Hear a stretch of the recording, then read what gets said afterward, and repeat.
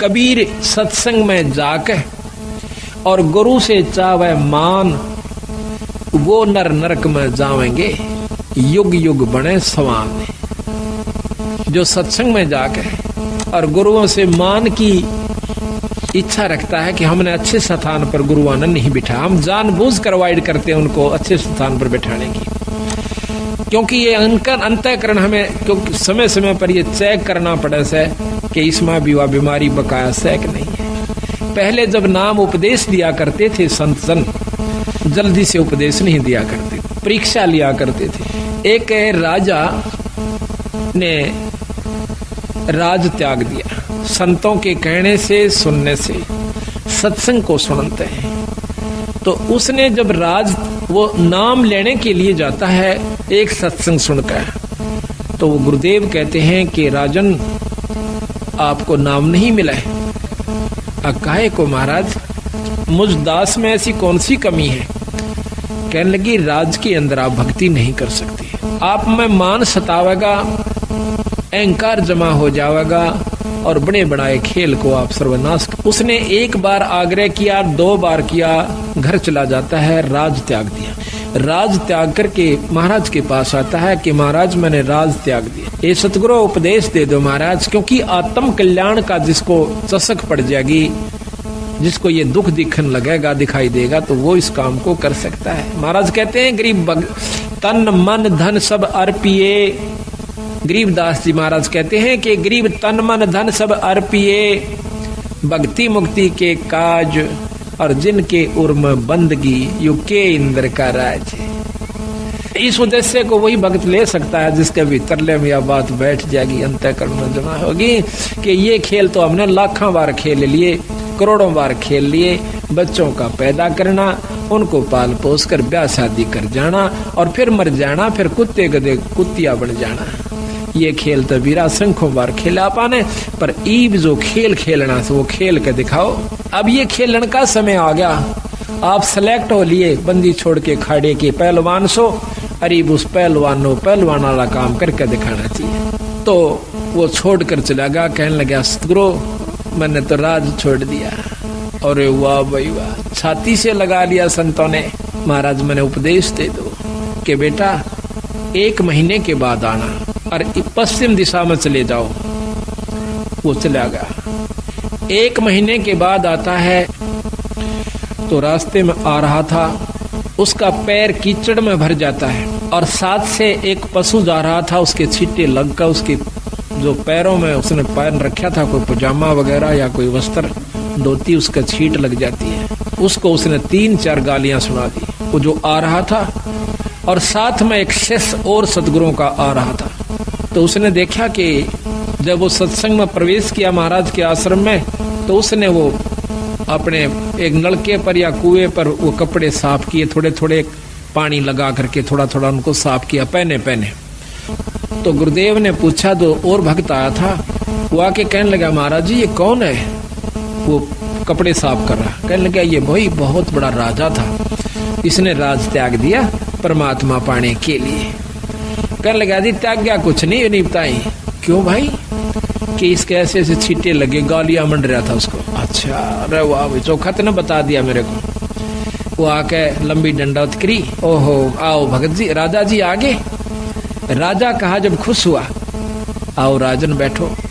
बड़ा प्रसन्न हुआ, बैठ के सतगुरु उपदेश दे दो। अग बेटा अभी तो 1 साल के बाद आना। भोजन पाया, उठ के चला गया। 1 वर्ष के बाद फिर आता है, वापस आकर के अब सतगुरु ने पूछा कि देखना कि आज वो आएगा, दिन रख दिया कि उस दिन आना और इस समय आना।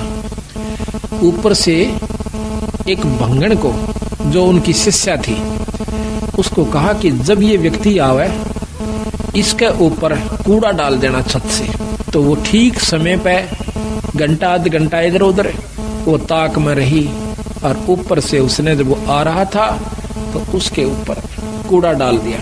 कूड़ा डालते ही वो, हाँ जब उसने पूछा था सतगुरु मुझे नाम क्यों नहीं मिलेगा, कहने लगा भाई आपने ये कीचड़ लगा जब उसको गालियां दे दी जिसकी भैंस पशु था साथ में।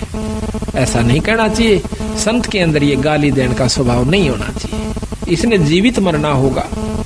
तो उसने ये ख्यास रखी कि भाई आज के बाद मैं गाली नहीं दूंगा किसी को। तो देखा ऊपर से जब कूड़ा उसके ऊपर पड़ जाता है तो एक बार क्रोध से देखकर कहने लगा, अगर मैं राजा होता, इतना कह गया, बस चुप हो गया, गाली नहीं दी। अगर मैं राजा होता तो मतलब भाव ये था कि अब तेरा मैं बक्कल उतरवा देता। कह दिया चाहे ना कह दिया, भीतर ले मत आई वह बात। तो उसको, उस जमादारनी को, भंगन को कहा था कि बेटी जो इसका आओ भाव हो मुझे बताना। वो उससे पहले आ गई, कहने लगी महाराज ने बोला कि मैं अगर राजा होता, आ गया, बैठ गया।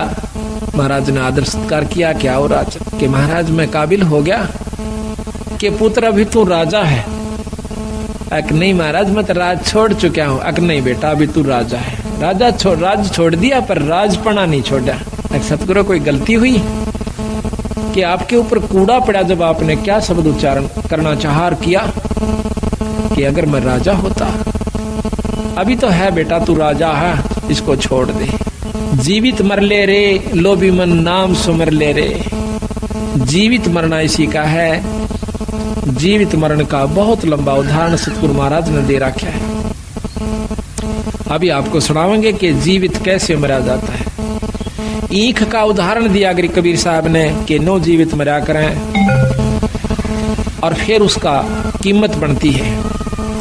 जमीन का उदाहरण दिया कि धरती कभी मुंह से नहीं कहती, चाहे कोई बिस्टा डारो, चाहे उसमें कोई आम लगाओ, चाहे अंगूर लगाओ, बगीचा बनाओ, चाहे वहां पर चूल्हा चौका कर लीजिए, वो कभी ऐतराज नहीं करती।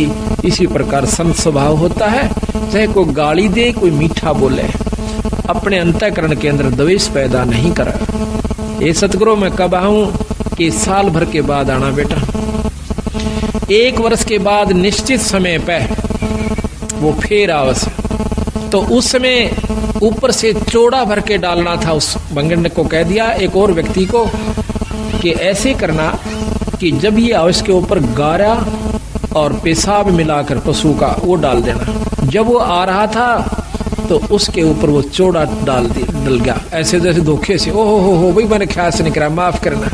तो वो कहता है कि कोई बात ना बहन, ये तो माटी पर माटी पड़ी है, मिट्टी पर मिट्टी डाली है, कोई खास बात नहीं है। तो जब उसने आके बताया कि महाराज ऐसे ऐसे बोला, ने बोला ये अधिकारी हो गया। आते सतगुरु ने छाती से लगा लिया, बेटा अब तू उपदेश अधिकारी। इस शरीर को आपने मिट्टी समझ लिया तो ये अब आप तो अधिकारी हो चुका है भगवान के नाम लेने का। इब तू भगवान भजन जोगा होया से, इब नाम जपा कर। तो इसी